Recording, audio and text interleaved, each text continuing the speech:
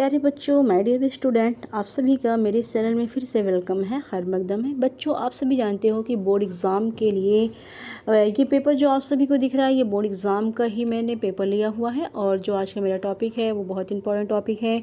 आप देख रहे हैं कि किस तरीके से आपका बोर्ड एग्ज़ाम में ये क्वेश्चन करता है। ठीक है, ओके, मैं तो फिर ले चलती हूँ आपको अपने टॉपिक की तरफ। आप देख रहे हैं कि ये सवाल आपका इस तरीके से आपके एग्ज़ाम में आता है। ये लिखा हुआ है कि अपनी दरसी किताब के मुंदरजा झेल इक़्तिबास की आसान ज़बान में तशरीह कीजिए और सियाक़ो सबक़ का हवाला भी दीजिए।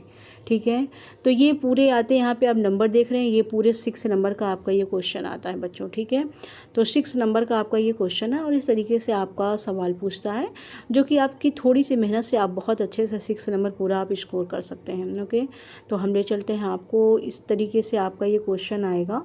ये मैंने आपको पैराग्राफ दिखाया है कि एक पैराग्राफ आपके एग्ज़ाम आपकी कॉपी में से दे दिया जाता है और कहा जाता है इसका मुंदरजा झेल इक़्तिबास का सियाक़ो सबक़ के साथ आप इसकी तशरीह कीजिए। और यहाँ पे आप देखेंगे ये कह रहा है कि हवाला भी दीजिए। आप इस बात को याद रखिएगा कि अगर हवाला कहता है तो आप हवाला आप ज़रूर लिखें, क्योंकि इससे आपके नंबर काफ़ी अच्छे आने की पूरी उम्मीद रहती है। ठीक है, तो चलिए हम आपको बताते हैं किस तरीके से आप जो है हवाला लिखेंगे और किस तरीके से आप जो है अच्छा नंबर ला सकते हैं। ये तो मैंने आप सभी के लिए एग्जांपल लिया था। आप देखिए, मैंने जो लिखा हुआ है ये मोस्ट इम्पॉर्टेंट आपका लेसन है, जिस लेसन का नाम क्या है, हिंदुस्तानी तहज़ीब के अनासिर। ओके, लेसन का नाम क्या, हिंदुस्तानी तहज़ीब के अनासिर। वो जो था वो आपका दूसरा लेसन था, लेकिन मैंने एग्जांपल के लिए आपका दूसरा लिया हुआ, हिंदुस्तानी तहज़ीब के अनासिर। ये मोस्ट इम्पॉर्टेंट है। तो इस तरीके से आप सबसे पहले लिखेंगे इशारा। देख रहे हैं, इसी तरीके से आपको एग्ज़ाम में लिखना है। ठीक है, आप और भी खूबसूरत राइटिंग में, प्यारी सी राइटिंग में आप लिखिए और ब्लैक पेन स्केच का और सभी आप अच्छे से इस्तेमाल करिए, ताकि वो आपका और भी अच्छा लगे देखने में। ठीक है, तो इशारा में मैंने यहाँ पे लिखा हुआ है कि आपका देखेंगे आप इस्लाम अरब, ऐसे मैंने लिख दिया यहाँ पे इस्लाम अरब, और यहाँ पे लास्ट है आपका शरीक हो गए। यानी कि जो शुरुआत का पहला, मेरा कहने का मतलब है कि जो शुरुआत का पहला लाइन रहेगी उसके 3 अल्फाज हम यहाँ पे लिख लेंगे, और जो लास्ट का हमारा 2-3 अल्फाज रहेगा हम यहाँ पे इसको लिख देंगे। ठीक है, डॉट डॉट करके इशारा ऐसे लिखा जाता है। पूरा नहीं, पैराग्राफ हम उतारते हैं, ऐसे लिखते हैं इशारा।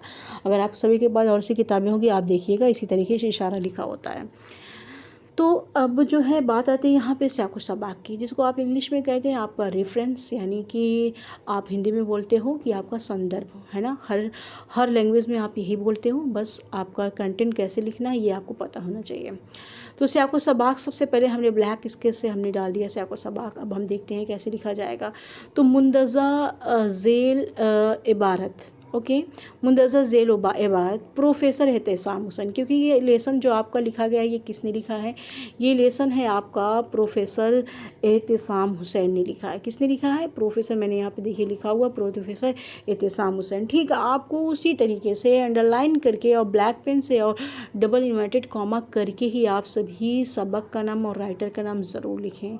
ठीक है, तो ये क्या है, इनके एहतेसाम हुसैन रिजवी के मजमून। ठीक है, ये भी क्या है, एक मजमून है। आपकी किताब में अलग अलग यहाँ पे सारे पॉइंट हैं। ठीक है, तो इसलिए ये मजमून, ये सबक आपका मजमून से लिया गया, इसलिए मजमून भी आपका यहाँ पे लिखना है।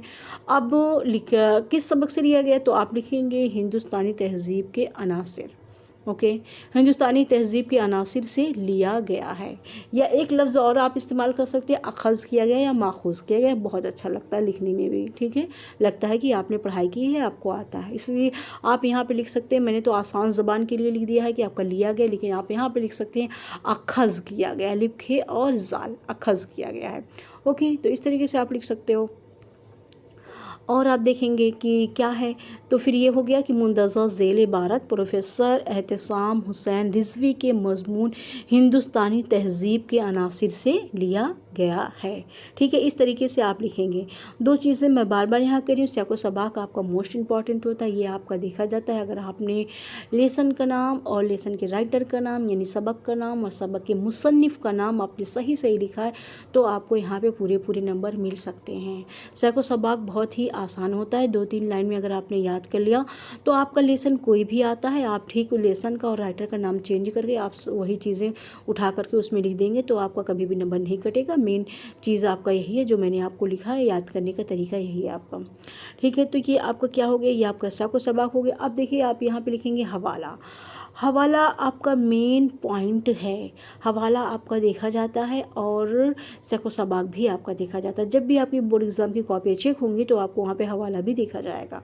हवाला में मैंने बहुत ही मेन पॉइंट लिखा है, आप सभी इसी तरीके से हवाले लिखिए कि मतलब पूरे लेसन की समरी में कह क्या रहा आपकी पूरी स्टोरी। आप पे बहुत सारी स्टोरी क्लास 10th में, जैसे राजन सिंह बेदी का है, गरमकोट है, चारपाई है, रशीद अहमद सिद्दीकी जी का है ना, तो ऐसे बहुत सारे आपके लेसन हैं। और आप सभी जब अपनी टीचर से पढ़िएगा तो बिल्कुल पॉइंट टू पॉइंट पढ़िए ताकि आप इसकी तशरीह आसानी से कर ले जाएं। जब भी आप हवाला लिखेंगे तो हवाला में आप मेन पॉइंट पूरी लेसन की समरी, यूँ कहें अल्फाज में अपने, तो पूरी लेसन की समरी आप इसे ज़रूर लिखें। तो हवाला में देखिए मैंने क्या लिखा है, यहाँ पे मैंने ये लिखा है कि ये मज़मून एहतिसाम हुसैन रिजवी की मशहूर किताब, क्या लिखा है कि ये मज़मून एहतिसाम हुसैन की मशहूर किताब, किताब का नाम क्या है, तनकीदी जायज़े, ठीक है, किताब का नाम क्या है, तनकीदी जायज़े, ये इनकी बहुत ही मशहूर किताब है, से लिया गया है, ठीक है, और से लिया गया है। उर्दू के तरक्की पसंद नक्कादों में इनका शुमार जो होता है, आपके अलग अलग राइटरों की बच्चों अलग अलग खुसूसियात है। आप बहुत अच्छे से डीप मतलब बहुत डीपली लाइन से अगर आप पढ़ते हैं राइटरों के बारे में तो आपको वहाँ पे जानकारी मिलेगी कि आपका कौन से राइटर किस चीज़ में महारत हासिल करते हैं। तो इनका जो शुमार होता है, एहतिसाम हुसैन का जो शुमार होता है, ये किस में होता है, मशहूर नक्कादों में होता है। ओके, नक्काद में कभी आपको फुर्सत से बताऊँगी इस पॉइंट पर।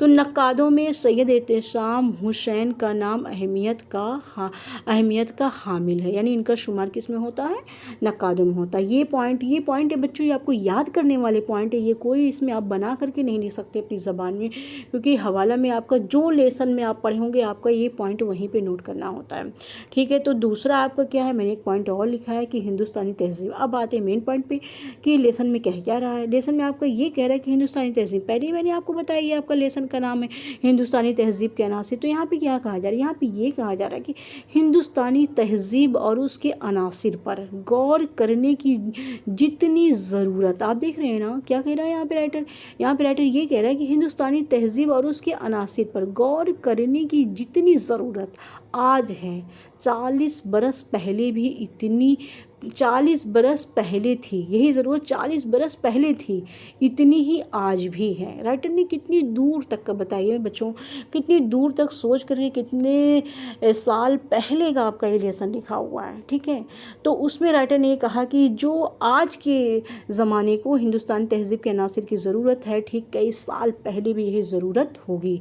इतनी अच्छी बात इस राइटर ने कहा हुआ। फिर इसमें एक बार पढ़ दे रही हूँ, हिंदुस्तानी तहजीब और उसके अनासिर पर गौर करने की जितनी ज़रूरत आज से 40 बरस पहले थी उतनी ही आज भी है, ठीक है। ये मेन पॉइंट है।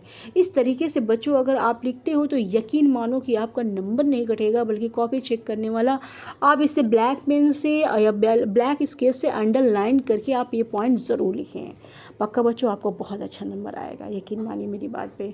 फिर आप देखेंगे तशरीह में मैंने क्या लिखा है। तशरीह में इसमें ज़्यादा कुछ आपका चेक नहीं किया जाता है, इसको आप बहुत आसान ज़बान में अपनी ज़बान में लिख सकते हैं। आपको यहाँ बहुत अच्छी सी हेडिंग डालना है, लिखेंगे आप यहाँ पे हेडिंग का नाम क्या है, आपका हेडिंग का नाम है आपका तशरीह। आप ब्लैक स्केच से डालिए तशरीह। फिर आप लिखेंगे कि एहतिसाम हुसैन लिखते हैं कि इस्लाम अरब में रूनुमा होकर एशिया से अफ्रीका के मुख्तलिफ हिस्सों में फैलता चला गया, डॉट डॉट डॉट, यानी कि पूरे पैराग्राफ की यहाँ पे आप स्टोरी का जो आपकी छोटी सी, आप उसे थोड़ा सा बढ़ा करके अपनी ज़बान में ये स्टोरी उतार देंगे, ठीक है। तशरीह करके या तो आप मतलब भी यहाँ पे लिख सकते हैं, मतलब यानी कि एक्सप्लेनेशन भी आप यहाँ करके लिख सकते हैं इंग्लिश में, तो आपके भी अच्छे नंबर आएंगे।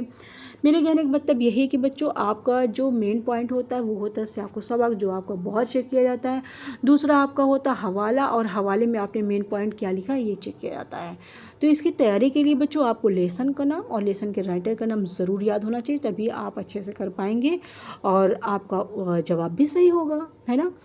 तो इस तरीके से मैंने आज आपको बताया कि किस तरीके से आप सियाक़ो सबाक़ लिखिए। कुछ बच्चे मुझसे क्वेश्चन करते हैं कि मैम सियाक़ो सबाक़ कैसे लिखा जाएगा, तो सियाक़ो सबाक़ लिखने का यही तरीका होता है बच्चों। लेकिन सियाक़ो सबाक़ में अगर आप जितनी अच्छे से आप मेरे कहने का मतलब जितने अच्छे इंटरेस्टिंग से आप हवाला लिख ले जाएंगे, यहीं पे आपका पूरी स्टोरी इसी लेसन में आ जाती है। यहाँ आपका सही हो गया तो पूरी की पूरी थोड़ी सी मेहनत में आपको पूरे के पूरे नंबर मिल जाएंगे।